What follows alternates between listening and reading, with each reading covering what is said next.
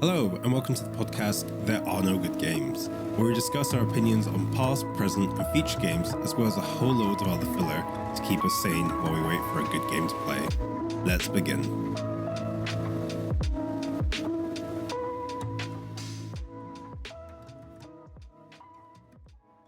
So, Ollie, it's another week. It's another glorious week in the air. What have you been up to? I'm fine, thank you. Thanks for asking.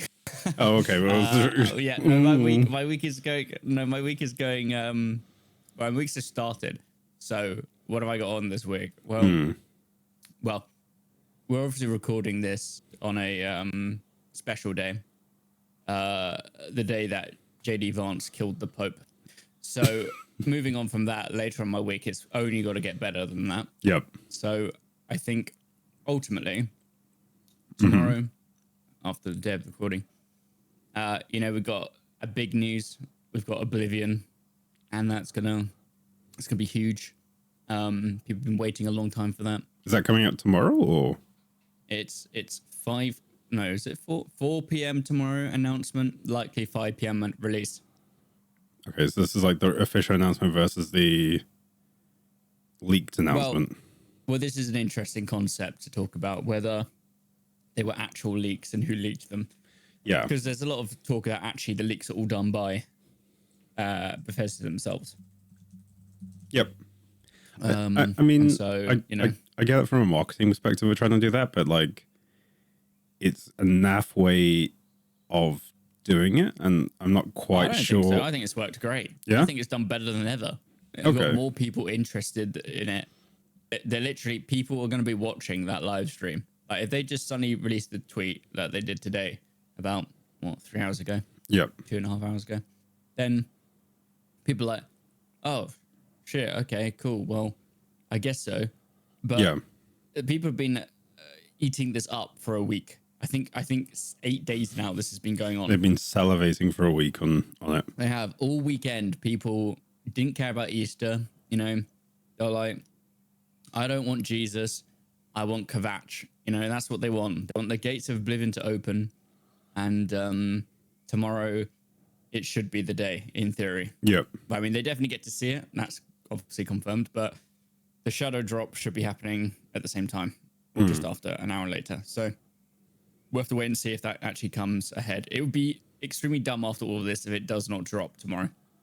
What, you think the game's going to drop tomorrow, or the live stream's going to drop tomorrow? Sorry, I just want to clarify the that. live streams are 100% happening at 4 p.m. tomorrow, BST, but the game's meant to launch at the same time. It's meant to be a available now style announcement.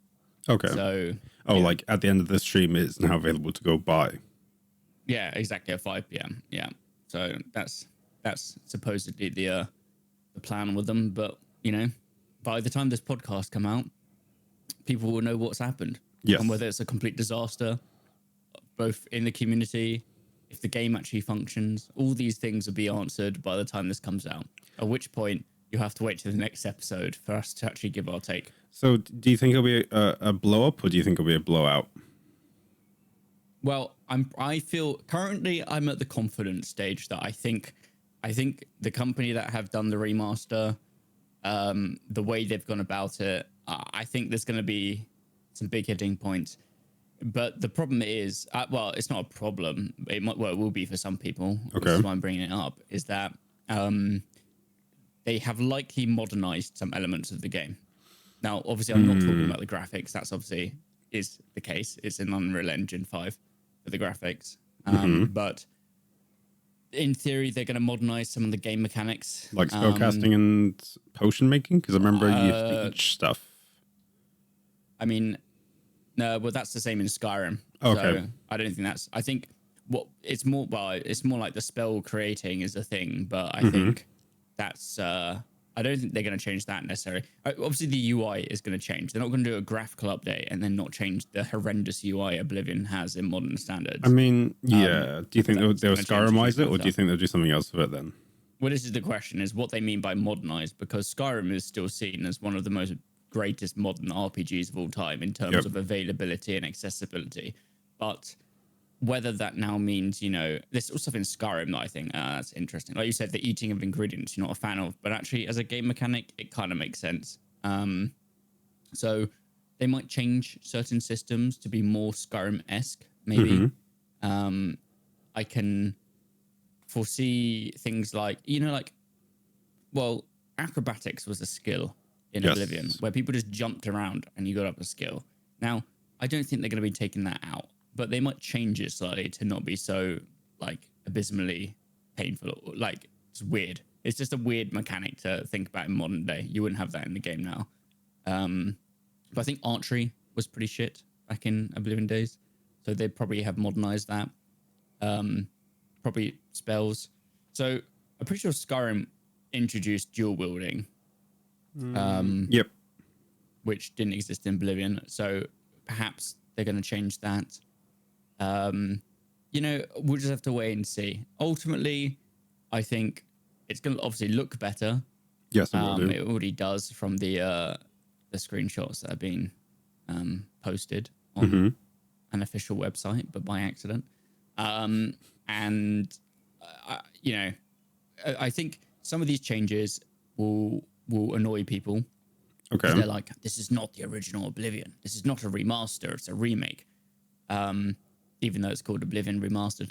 So I think we'll have to find out. But the game developers already said that it's not about recreating it exactly what people remembered happened. Because what will happen is people will play the game and it won't feel like the first time they played Oblivion, because it'll be clunky and shit like it used to be. So it's about emulating the same feeling that people had when they first played Oblivion and when they were playing it in modern day, because it's a different audience. But do you think that's feasible or not? Or yeah, well, of course it's feasible. Well, okay, it's feasible. Just depends if it's successful. But one thing, like I said, there'll be people who are like, this isn't the way it used to be. It used to be like this, and explain clunkiness to everyone like that's what we should keep, instead of, oh yeah, it's actually probably smart just to refine that particular feature or mechanic to make it actually playable to modern standards. Yeah, no, I completely agree. I mean, I remember the old Oblivion requiring a little bit more thought to it. It required you to kind of think about what you wanted to do a bit more and all that sort of stuff. I don't know if they're going to be able to replicate that to the same level of detail, or do you think the gaming community will be up for that? Well, I don't think they can do that because people already know the game. It's the same problem that WoW had with WoW Classic, where they released it and people are like, God, this is easy. It used to be really difficult. They've changed it. And actually, they hadn't changed anything. It's just because people have knowledge that has now fundamentally developed since 2006. If someone's never played it before, obviously they'll go in and they're not going to change how the quests work and stuff like that. They're not changing content. They're just going to change mechanics and accessibility for people. So people go in. It's the same game. It might play slightly differently, but at the end of the day, that's to actually accommodate and make it actually feel better, which I think if they didn't do, would actually probably have more backlash. So,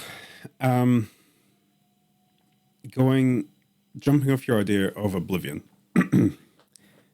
there seems to be a lovely inclination to lean towards remakes of old classic games.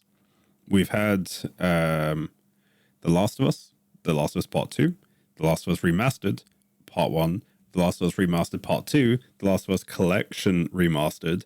We've also had WoW Classic, and now we've also had, finally, Oblivion the Remake. Why, as a game developer, Ollie, do you think the bigger game companies are leaning so heavily into the idea and concept of remakes rather than trying to build something small and good? Well, I think originally some of your examples aren't really fair because they're not really remakes, as you say. Let's go with the Last of Us ones. Yep. Those were done so they could be on other consoles and PC. Yes. So they didn't remake the game. They just ported it and then did up the graphics. So same with like how Dark Souls was done, where they ported it and then it, obviously had an upgrade and everything. So I think that's like slightly different. But then also for WoW Classic, again, it wasn't a remaster. They just re-released it and actually made it available again to people.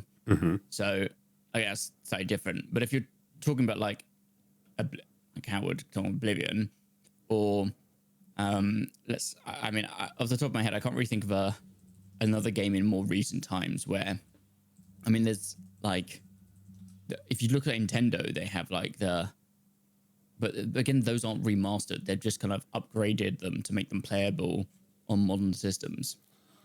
So I think most of this at the moment is down to making it available to people again, because they wouldn't be.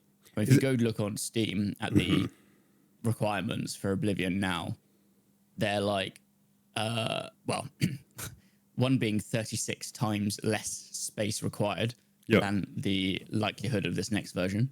But they're not playable on modern operating systems, and definitely not playable on modern consoles. No, and I can agree with that. I think for me, it's just like, are game companies now becoming lazy and not wanting to provide new content, or is it's just old money for new rope? Sorry, new money for old rope. So that way they're just trying to replicate it so they can get some more cash out of it. Like, that's what I'm trying to get to. Like, our game companies that's trying an evil way to look at it, though, isn't it?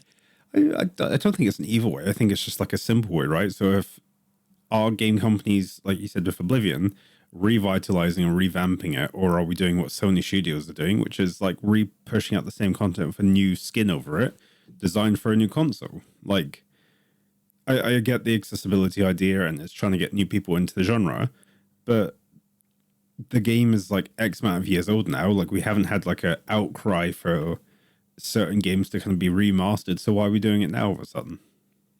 Everyone's been asking for Oblivion to be remastered for years. I'm not using Oblivion as an example, by the way, but I'm just saying other different companies. Like I said, The Last of Us, we got three or four different versions. But as we said, those are not remastered. Those are making it available because it was a PlayStation exclusive. Same with like God of War. Same with all you've used is Sony examples, but they're all not remasters. They're ports to make it available. No. What I mean is like the Last of PlayStation. No, what I mean is like The Last of Us has had like it came out on the PS4, then they remade it for the PS5. They remade PS3 even. They're not remaking it. They're not remaking it. No, but like they re-ported it across to a new console. Then they re-ported another across to the exact same console 2 generations later. And then now they finally dumped on Steam. Like, that there has to be a way for us to kind of move forward, because I feel like we're spending more time on reporting games across than actually trying to develop new games and kind of trying to innovate, right? Who's doing these ports? Because it's not the same developers. No, but it's like a company choice, right? So as a company, I have X amount of money each year. Instead of going, let's try and innovate and make a new game or make a new series, we go, actually, we'll put X amount of money away each year to pull across this game that we'll like from one console to the other console to the other console. Like, couldn't you revitalize that money or like repurpose that money for something more productive? But it's not really the same thing, because, like we said, they wanted it to be on PC, and people wanted it to be on PC because not everyone owns a PlayStation and can't afford like all these multiple consoles, especially during this era that used to be a console war. So now that we're out of a console war era, luckily, everyone, including Sony, Microsoft especially now as well, everything's now released on PC. And even now, Sony is now pushing stuff to Xbox. Xbox is now pushing stuff to Sony. Look at like Sea of Thieves, for example, now on PlayStation. These are all wins for players, because people won't be able to afford to buy every console. Some people won't be able to afford a high-powered PC. So finally having a game which their friends or they've heard about being good. I mean, these are games which have won multiple awards. Yes. So they have every right to be able to be played by as many people as possible, surely. And finally, they have it. I mean, The Last of Us 2 has over 300 Game of the Year awards. Yes. So that sounds like a pretty good use of the funds to give it to PC. And of the ports, Sony ports have done pretty well on PC. And The Last of Us is, unlike most games that release on Steam, is actually listed as very positive. So I think this is excellent. I think this is great. There's nothing wrong with what's happened here. The people who did the remaster is not the same team who built it originally. They're still working on the next thing. Okay, so you say you're almost comfortable with the idea of remasters then, right? You think it's a good thing?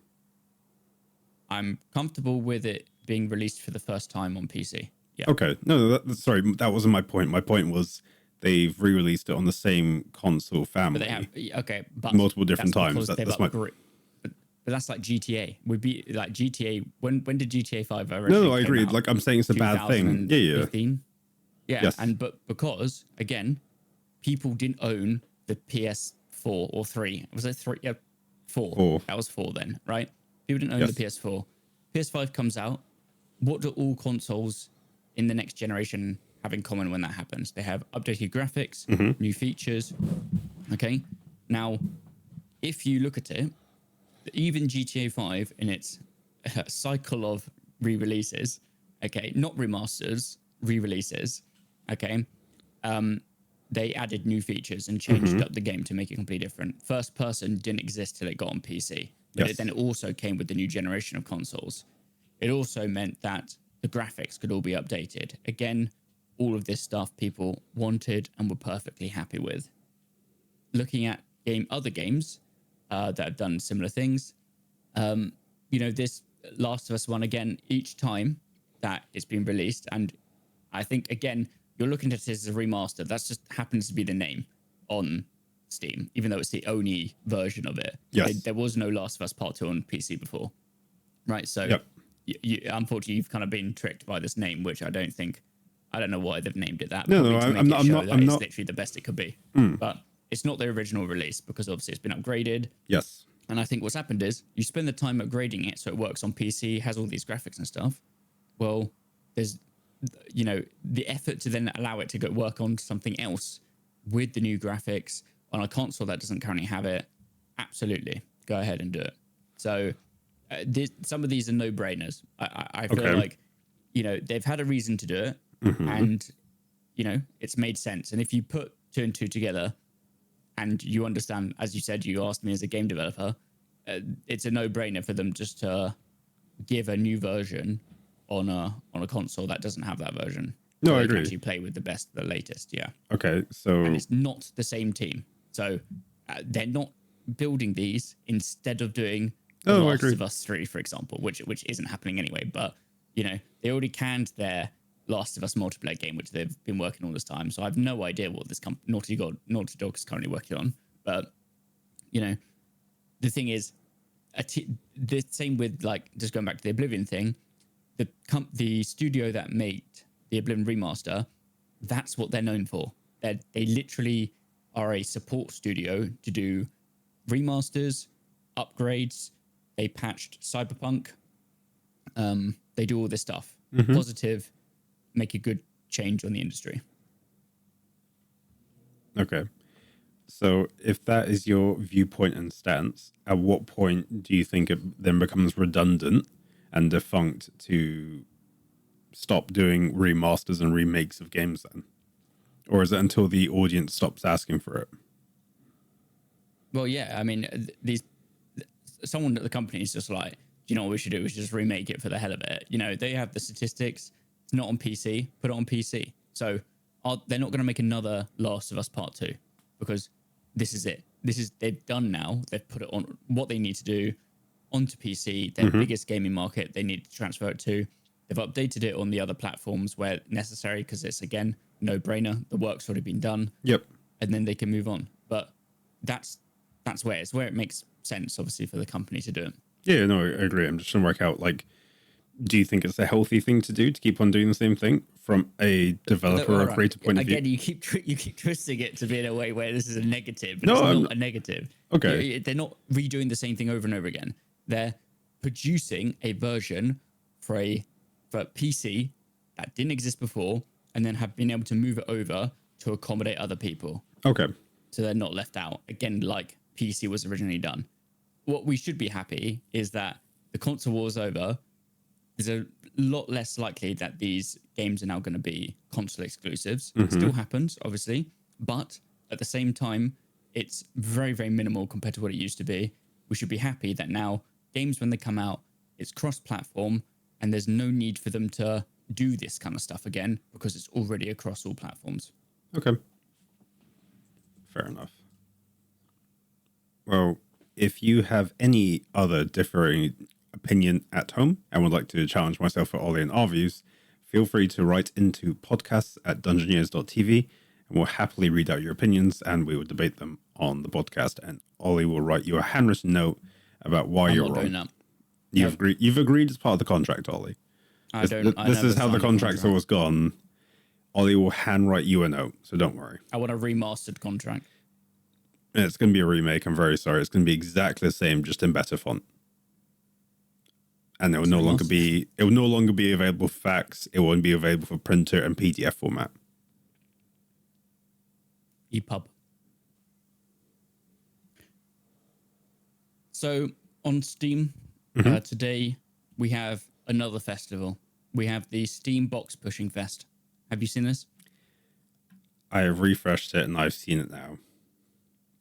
So and I'm a little bit confused. This is another identity crisis of festivals that Steam seems to have. Yep. And they used to have two. Okay. And let's just we wouldn't call them festivals. They used to have the summer sale and the winter sale. Yes. Then somewhere along the line, they're like, we need more sales. Let's do it. So they decided to create a few extra ones. And they were like quite fundamental. RPG festival. Yes. Okay. Strategy festival. Strategy festival. Racing festival. Now we're at the golden era of Steam festivals, the Steam Box Pushing Festival.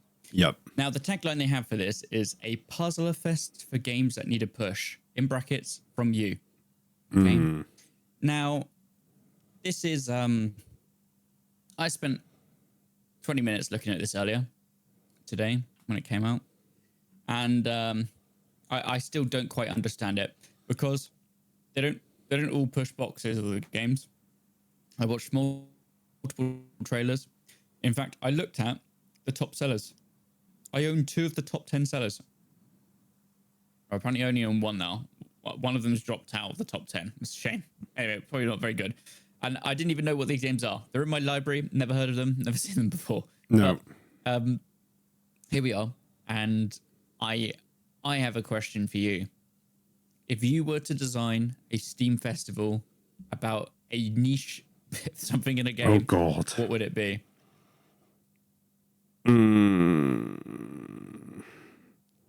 Bearing in mind, if it's already been done by Steam, you have to come up with another idea. I'd probably lean towards the Final Fantasy. No, not Final Fantasy. That's the wrong genre.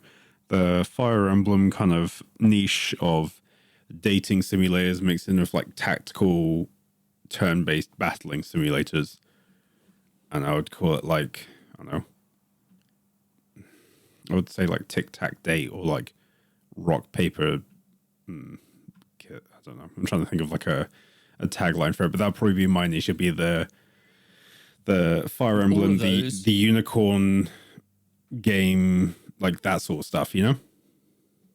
All of those were fundamentally less descriptive than Box Pushing Fest, I'll be honest with you.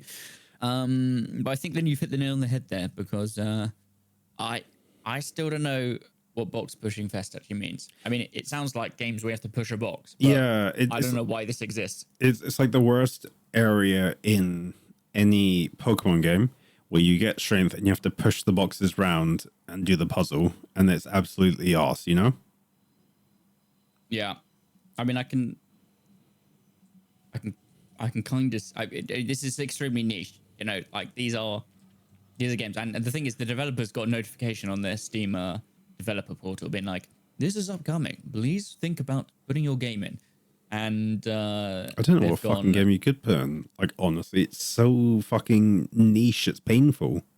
I have good news. The second game's returned back into the top 10. Oh, I'm happy for you. Anyway, what are the 2 games that you own? I'm very curious. One is Patrick's Parabox.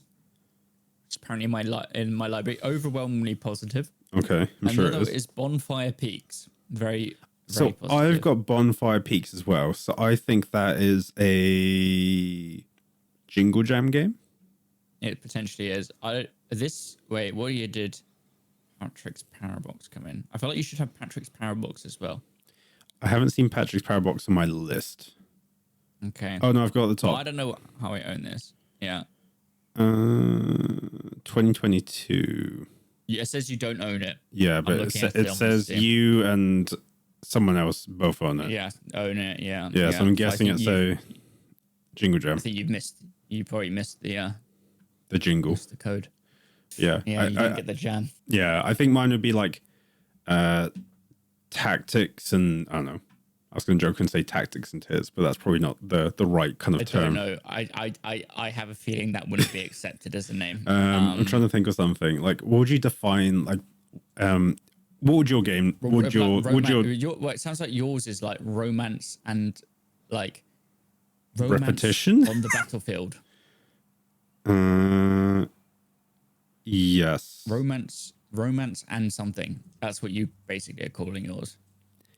Yes. I guess Romance so. And War. Romance and War. Yeah. What was this like? Fest. Well, Steam Romance and War. Tactical strategy RPG. What's the story? Steam, Make love, not war. Warcraft. Yeah, Warcraft okay. Fest. There you go. Nice. Perfect. There you go. We've Cool. got it. Fine. There we go. That was good. To be honest, I don't know anything I came up with now. Probably would not beat that. Okay. I think that's probably the best name for a Steam festival we've ever come up with, and ever would exist if they ever do it. Oh. I've just got an email through. Apparently Steam has taken that name and he's going to use it in the next festival, Ollie. So that's going to be a slight issue. That's good. I expect some revenue from that. Nope. No. What would yours be? Come on. What would your genre be? We can workshop a name together.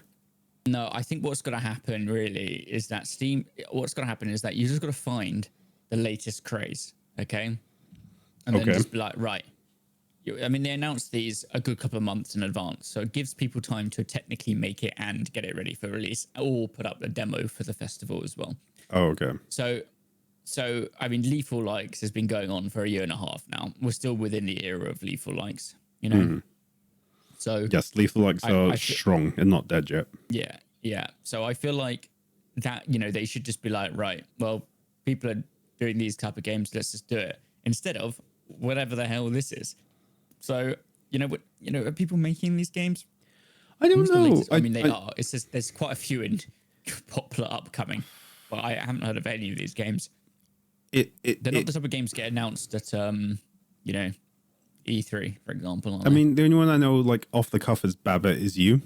And that is literally a box pushing game where you push names around to make Baba Is You, you as Baba. Opposite Reality, Dirt, D-U-R-T. And that's what I can kind of see at the moment. I can't really see anything else. Yeah. I mean, obviously, like, Lethal Likes are pretty big. I mean, the main AAA one that's kind of big at the moment is extraction shooters. So, or just extraction games, I guess. So, Extraction Fest, pull out before it's not too late. Oh, God. Yeah, okay. What's wrong with that, Nick? Pull out before it's not too late. No, not before it's not too late, before it's too late. You created a double negative there in your one. So, yeah, pull out before it's too late first. Steam. Yeah, I think that one's pretty good. Yeah. I think that's probably the next for the extraction shooters. If they have, like, some sort of extraction shooter one, that's the one we gotta look out for. Definitely. So yeah, we either got yours, Make Love Not War Festival, or Pull Out Before It's Too Late Fest. Let us know by email which one you prefer, or in the comments below. Yep. Before it's too late. I'm currently you good? Oh, this is part of the thing. I'm currently looking at Subterror, which is a new game that has popped up Jan 4th, 2025. And the tagline is, explore abandoned biospheres at the bottom of the ocean, alone with up to 4 friends. And from the looks of it, you walk around for Hoover sucking up loot. and I am surprised this hasn't been like gone straight to the lawsuit, you know? I mean, what's wrong? I mean, it looks all right. Subterra. All you have to do is add the naught bit, and I think you've got it there. But like, yeah, but that's I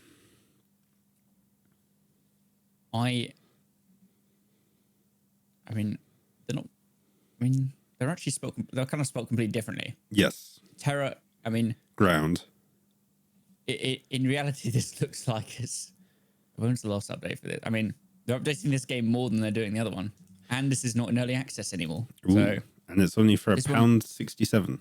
This is actually crazy. I feel like we should just get this game for £1 because that's insane. £75 off. I was going to say £75 off. Ends 5th of May.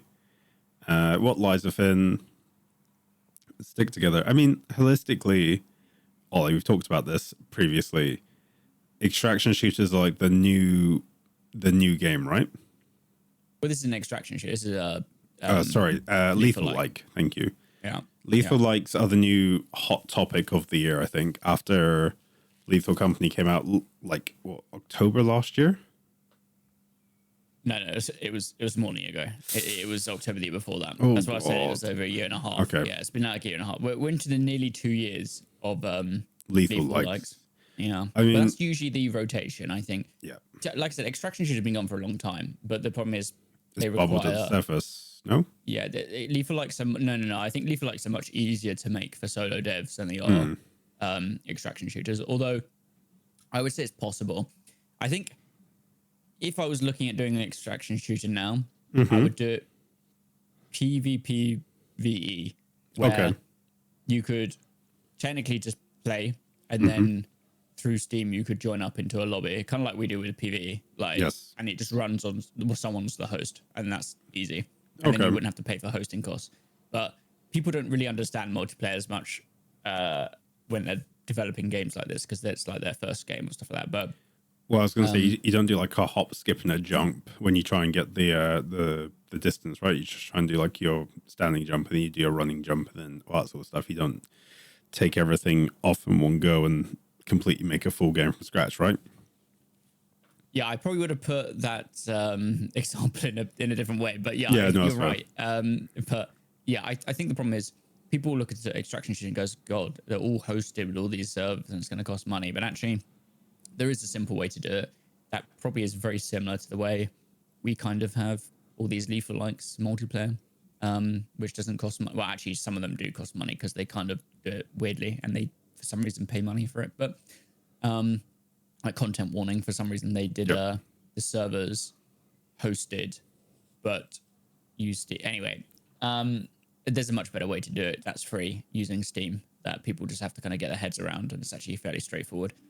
So yeah, I would happily do an extraction shooter.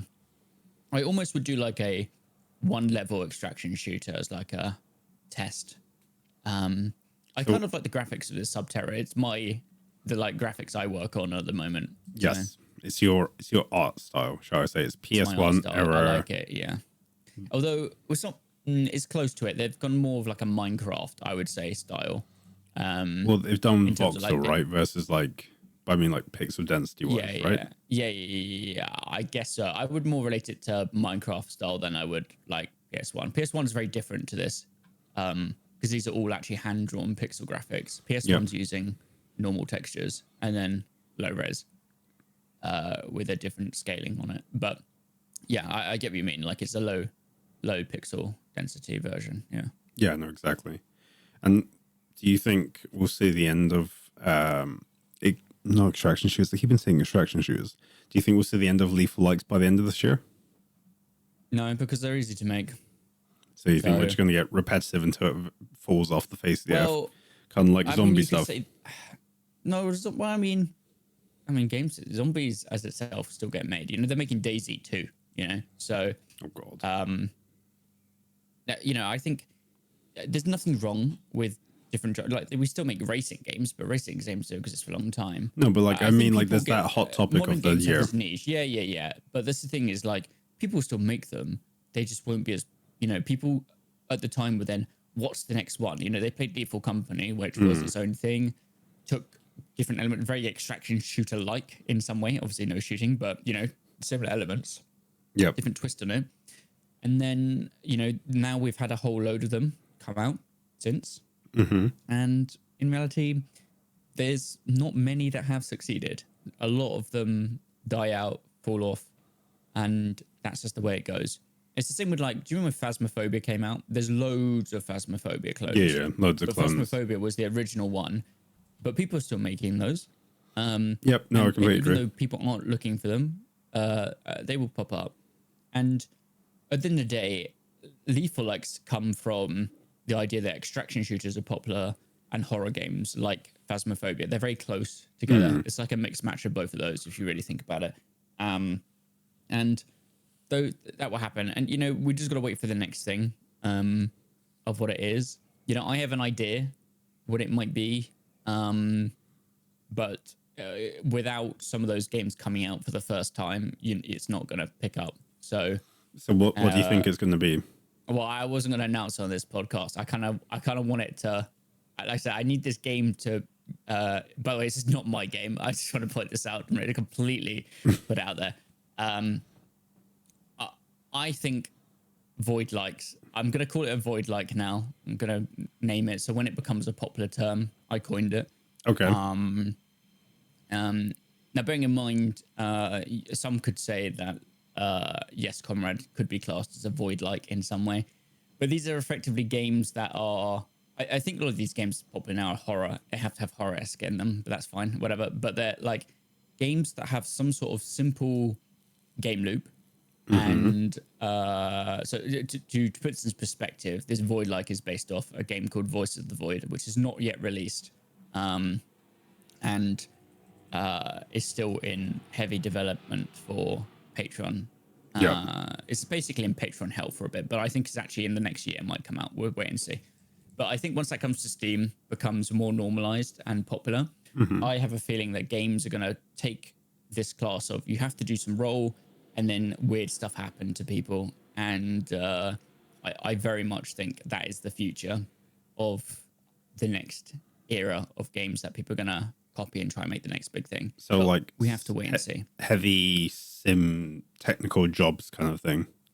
Oh, it doesn't have to be a technical job. I don't think there's any rule that has to be that, because in Voices of the Void, you're like finding signals, right? And you just use some frequency. Anyway, you find signals and they have like audio and images and stuff. But I don't think it has to be anything like technical. I just think there has to be some sort of job, okay? Like actual career, which in this case is someone's job is to collect signals. Yep. And then stuff happens around it. The thing for Voices of the Void is it's not multiplayer. And that could be the downside of why this won't happen for it. I think it has to be multiplayer for it to succeed. Yep. I mean, it will succeed. It's already popular in its own niche space right now in development. But I think for the next stage of this Void-like thing, it has to be multiplayer. Yep, no, agreed. Okay. I can see that popping off because I think it's starting to come into fruition, those sorts of games. So yeah, I can see it definitely happening.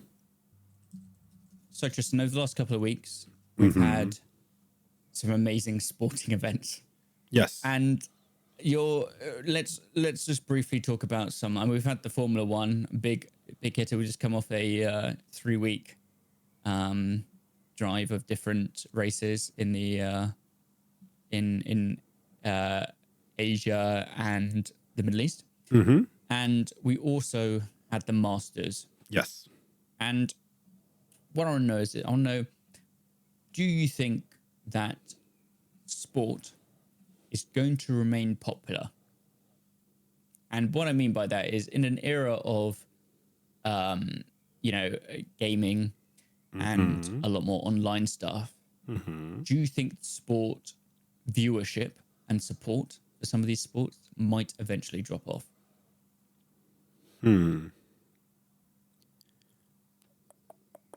So let's look at golf, for example. Yeah. I would say that the number of children who watch golf is probably pretty small, a minute percentage of children who watch golf, right? So do you think, obviously, looking at it now, I think fewer children than ever are probably playing golf, I would say. This is using no statistics, but using people are playing less sport in general. People playing less sport in general. So I think that happens. Golf is not a cheap sport to get into. Okay. So do you think some sports come with age? So some sports, they won't die out because eventually people kind of grow into certain sports. I mean, I can completely agree with that. I was walking around my local shopping mall this morning, and at the corner of my eye, I saw some very nice looking F1 Lego cars, and I thought, I could do this. So I turned to my partner and I was like, I'm going to start watching F1. So yeah, I do think it's related to age, because I remember watching F1 as a kid being like, what the hell is this? We're watching cars go around the track multiple times. This is boring as hell. But now, like, I've got a couple of friends who watch F1, you being one of them and a couple of others. And I'm like, yeah, I'll give F1 a go. I think it's it's a pacing thing, right? Like it depends what you're interested in, what your kind of attitude and appetite is for sport, right? So there will always be an appetite for I don't want to say low income, it's like low barriers to entry sport. So a good example is football. Football's dead easy. You pick up a ball, you put down 2 t-shirts, and you're good to go. You've also boots, shin pads. No, just trading, like barrier to entry as like being able to play it, right? So if me and you want to play football and we want to kick around the park, we get like, I don't know, a jacket or like 2 t-shirts, put them at either side, and then you've got a goal post and you kick a ball in between. And if you have like 3 or 4 people, someone's the goalie, someone's trying to score, the other person's trying to score as well. That's kind of like the barrier to entry for football, right? Yeah, well, I think the jumpers for goalposts is a very grassroots style look at football, Yeah, or you find 2 objects that are roughly perpendicular with each other, same distance, and you kind of go, perfect, these are goalposts. Rugby, I think, is a little bit more difficult. You can throw around the ball, but like the tackling element is a little bit difficult. Like it's hard to get into. Cricket, you could kind of do cricket, or like baseball or rounders, like those sorts of sports. You only need a bat and the ball. But I think it's just trying to work out low barriers to entry sport. And I think stuff like darts. Football, maybe not darts. Darts is a weird one, but the problem is darts is one of those sports where if you look at it now, let's be honest, young people weren't playing darts, but now they are, because they've had someone to cheer for, and suddenly, Luke Little has come out of it, and now darts is one of the most growing sports in the UK. And all you do, dartboard and some darts. Yeah, no, I agree. I agree. Stick on the wall. Okay. You still have to buy all the balls and stuff for the sports you mentioned, and most likely, and for even when we're talking about young people, you can just go to like it's kind of like, I guess, snooker or pool. You go to like a pool bar. Yeah, you can go to these places, and you can just play. And I think, when I talk about young people, obviously, I don't think a 5-year-old necessarily is going to go buy a dart set because of Luke Littler, but maybe. Well, you might get like a dart set for Christmas. You might get like the magnetic one you put to the back of your door and you throw darts at, right? Yeah. That's one way of getting into it. I think sport will always be consumed because it's easy and it's got a high kind of value to it. And people, I think there's like a guttural, like tribal thing of you like to support a team and you feel like you're part of something against another team, right? So you take football, you've got like Man United, you've got Arsenal, you've got Chelsea, like you've got like different teams and everyone's very passionate about their teams. If you speak to anyone who loves football, this is what we're doing this season, or we've had a bad season this year, but we'll get it sorted out. We know what we're doing. Like it's very much like it's like you're involved in it, you're part of something, you're part of a community. And I think as long as that community aspect's still there, sport will always be consumed and there's always someone to kind of cheer for, Yeah, I think you've got to have someone to cheer for. If you don't have someone to cheer for, I can 100% see it not working out. Yeah, and especially bigger team games and stuff like that. Sorry to interrupt. You've got more of a chance of kind of bonding with, because you might not like a couple of guys, but you like a couple. You enjoy like 75% of the team, and you kind of get behind that, or you get behind the manager or something like that. Like that's the way you do it, right? Yeah, no, I agree. I mean, like looking at F1 nearly died 5 years ago. But I'm just like more than 5 years ago now. Let's just talk about 7-8 years ago, because it just wasn't having that young pickup of viewership, which is now back more than ever. Yep. So, and that's because of programs like Drive to Survive and stuff, and it being again put out there again to the wider world. So yeah, I think sport, it's just interesting. I reckon if we didn't have Luke Littler, I think if someone asked me what sport that's still like, shown on TV, do you think that's dying out? I 100% would have said darts. But now I wouldn't say it. I would say easily, we're in an era where people love darts. People are buying dart sets. It's happening. But if we didn't have that, I think you have to have someone to root for in professional sport. Yeah, no, I completely agree. To be exciting for you. Yeah, no, I completely agree and completely contest to that as well. I was quite enjoying looking at the low barriers to entry sport. If you can guess, I don't know, try and guess top 5 low barriers to entry sport on this site. That's football, one of them. Yep, that's correct. Well, it depends how I define the barrier to entry, because I would say you can go to a pool bar and go play pool. Okay, so pool's not on here. No. Yeah, but I mean, that's the thing. I doubt that kind of thing. So that's the one. Baseball has got to be one, surely. Yeah, baseball's on there. Are these British? Okay, are these just across the world? Yeah, so there's 10. Okay, if you can get 5 out of 10, I'll be impressed. Okay, so football, baseball. Yep. Something like tennis, maybe. Tennis is not on there. Yeah, you would have to have access to a court. Courts. Yeah. So that's fine. But then, I guess most of these sports need access to something. Okay, I wouldn't say cricket personally. I think cricket's not on there, so don't worry, because you need pads and all that stuff. Yep. Yeah, that's what I mean. Yeah, I'd say cricket. Well, I mean, you could play with a tennis ball. Yep. Okay, so let's think about swimming. You can go to your local swimming's on there. Yeah, I'll give you 3 more guesses to try and close off the other 2. Oh, to get 2? I mean, okay. Yeah.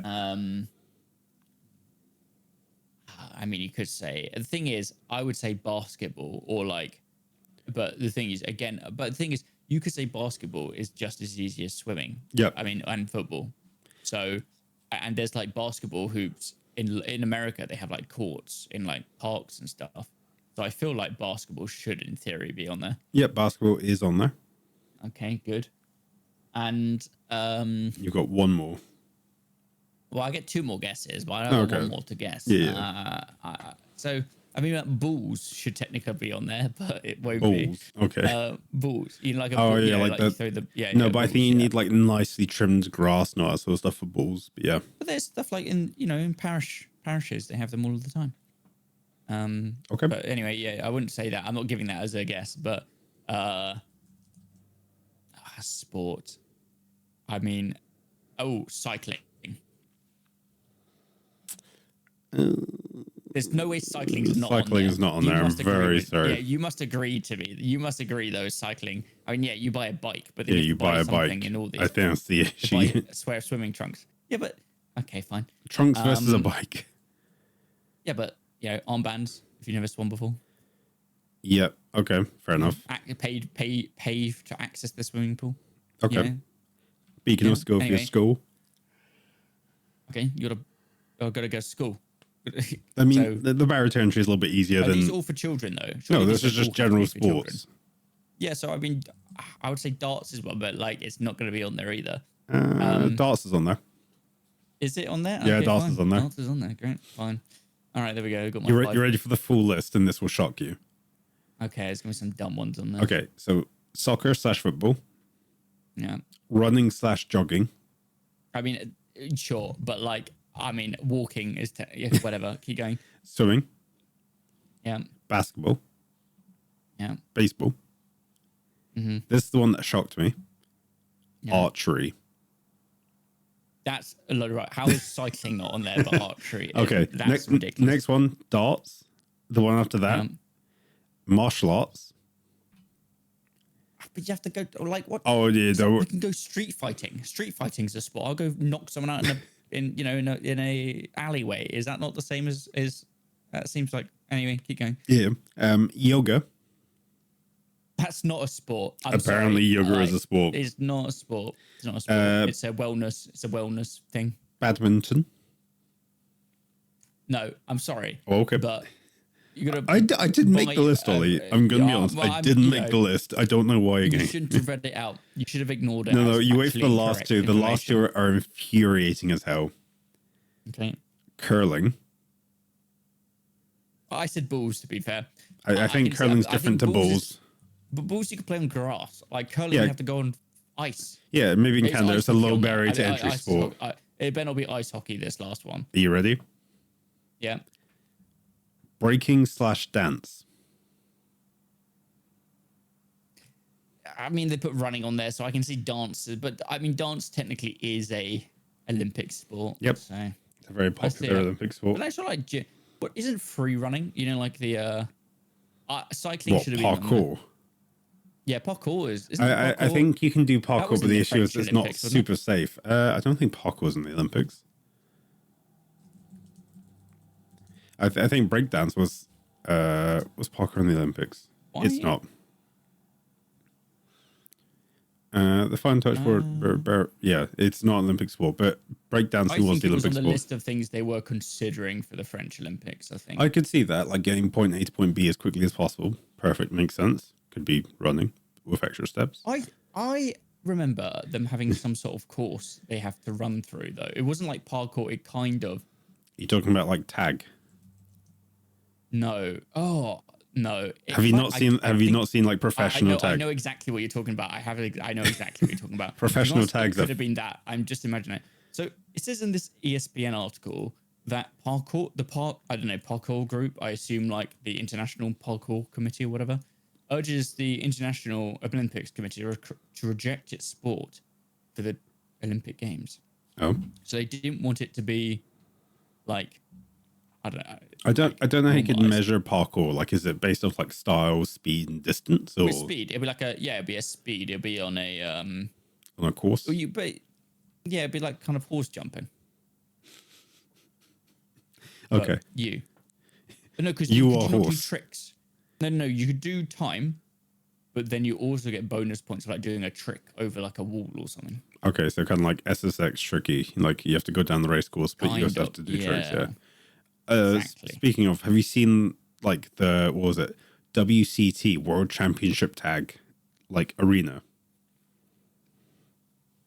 I have seen this. Yeah. Freaking crazy. I don't quite get the rules. There are very complicated rules to it. Like you have to stay inside the box, but you can leave the box if you're like done. But if you do leave the box early, you like fail, and it's like a minute and a half, and it looks absolutely nuts. Person looks too dangerous for me. I've seen one which is, I don't know if you saw the is it iBuy, the Spanish streamer? He did a world balloon championship where you have to keep the balloon up, and it was like in a arena. Did you see this? No. Oh yeah, I've seen it. What the fuck is this? Oh god. Yeah, Balloon World Cup. Balloon World Cup. Balloon World Cup. This is very intense, and the fact they have it looking like a house as well, just like absolutely mental. Okay. Yeah, this is where the real sports are. These sports aren't dying anytime soon. This is pod racing. Yep.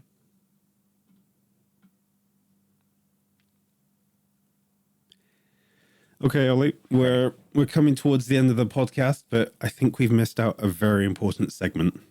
Are you sure? I distinctly remember that being the end of the podcast. What you've got your favorite aspect of the entire podcast. Surely not. You've got your favorite aspect where people will come and propose a word to you, and you got to try and think of something to go with that word. Yeah. Well, I just want to say the feedback we got from last episode was good, was positive. Yep. Very strong feedback. I won that one. So we'll have to see if the same thing happens for this one, I guess. Okay. So the word I'm going to give you is brainwash. Brainwash. Yep. Is there a definition for this word? Well, I mean, countdown. Brainwashing is the controversial idea that the human mind can be altered or controlled against a person's will by manipulative psychological techniques. Yep. You want me to make a game out of this word? I mean, we can work on the game out of this word, but I think... Well, I've got it already. I already know. Go for it. So, okay. This might not make it into the final cut of the podcast, but I mean, if you think about it, we go through brainwashing every day of our lives. Okay. Now, I don't know if you remember, but back in the day with magazines, we used to sometimes get a CD with some. Sometimes you had demos on them in like the actual game magazines. Yes. But in other ones, there was just like a game or something that was made just to advertise something. Okay. Yep. So my game idea is a game you play, which is just full of advertising. Okay. So I guess that I'm trying to think what the game could be. It could be like a trolley dash game. Okay. Right? A trolley dash, right? You know, like where you're in a supermarket, like a supermarket trolley dash. You familiar with the concept? Yeah, you got to grab stuff before the time goes out. Yep. Exactly. Okay. I'm trying to think of like an area where you would have as much advertising as possible, like items, product placement. So no better place than product placement on a shelf when you're about to buy it. Yep. So you go through this, and basically, in order, so you have to get all the items. You have to grab as many as possible. Now, obviously, the aim of a trolley dash is you're meant to get like the expensive items, I think, all the items you really want in the time to then you get them for free or something at the end. Okay. So people would already have to be thinking about some of the key brands in this game. Okay. So to win, ultimately, we can give them points for, did they get it within the time limit, what items they picked. We could also give them some, items they have to find, because, I go to the supermarket every now and again, and I go every week, but let's just keep going with this storyline. Okay. I go in every now and again, and they've changed the layout, of the supermarket. Okay. So this happens all the time. When was the last time you walked into your local supermarket and they'd once again moved the fried chicken? You know what I'm saying? Happens all the time. So, we're already, in people's minds, they're already ready for a procedurally generated supermarket. Okay, it's already normalized because they effectively are in real life anyway. All supermarkets are procedurally generated every time you go in. It's a new Minecraft world every single time you go shopping. So they go into the supermarket. We give them some targets of things they have to find. And we don't even tell them brand names. We just say, you need to go find, you need to go find a chocolate bar. Okay. So they'll be like, right, I've got to go find the chocolate confectionery aisle.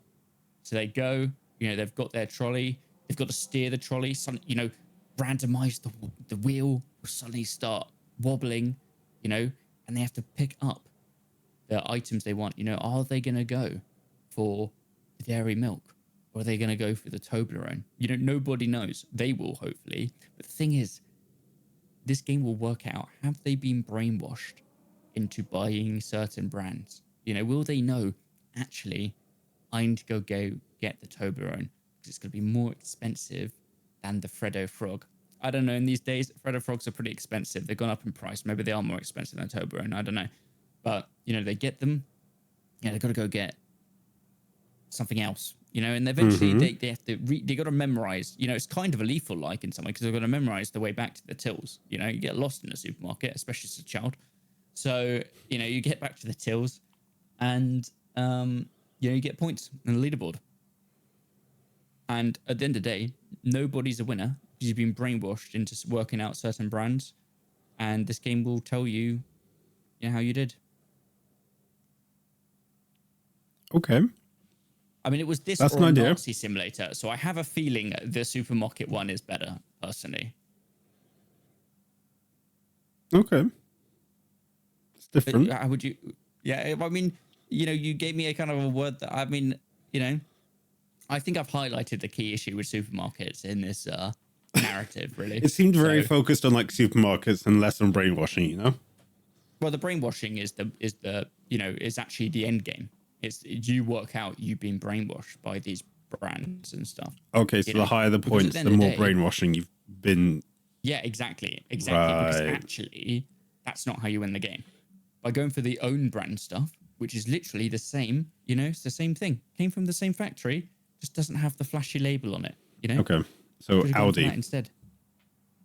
I mean, we could. Well, I mean, you get Audi, sure. Okay. I mean, let's not brainwash people at home with certain supermarkets. Other supermarkets are available. But yep, I think this is. I think we're onto a winner. Is it as good as the fairy tale game? No, I think it's better.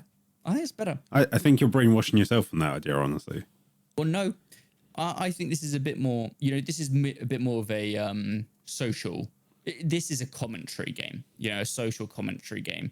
So really, only if you think about the social commentary that I've been relaying and how I've designed the game, you actually think this is a masterclass. This is absolute cinema in terms of game design, I would say. I think... I don't think it's a better idea. I think it's so good, it can be in the box pushing Festival in Steam. Do you know what? It's a trolley pushing. So yeah, I think you're pushing the trolley a little out here, and you're currently at the point where the trolley's starting to lock up because you're out of bounds with this game idea. A trolley's just a box on wheels, isn't it? Yes. Yeah. There we go. Well, thank you very much for joining us today on the podcast.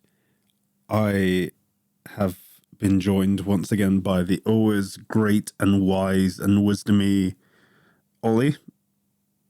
That's me. I am wisdomy, as you once said. He is something like that. And you've been joined by myself, Tristan. Thank you so much for listening to the podcast. He's okay. Yeah. Yeah, I haven't been brainwashed yet, but we'll get there. He says stuff. I say stuff to make a coherent sentence, and it works.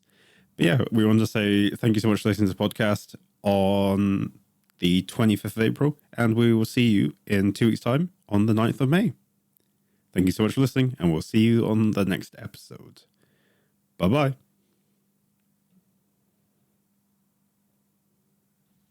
Brainwash Ollie. You have to say goodbye. No, I don't have to say goodbye. You definitely do. No, you already done it. I already, my mic drop was the game idea. It's fine. I've got you saying bye, so I'll just copy that and it'll be perfect. The hell? Okay.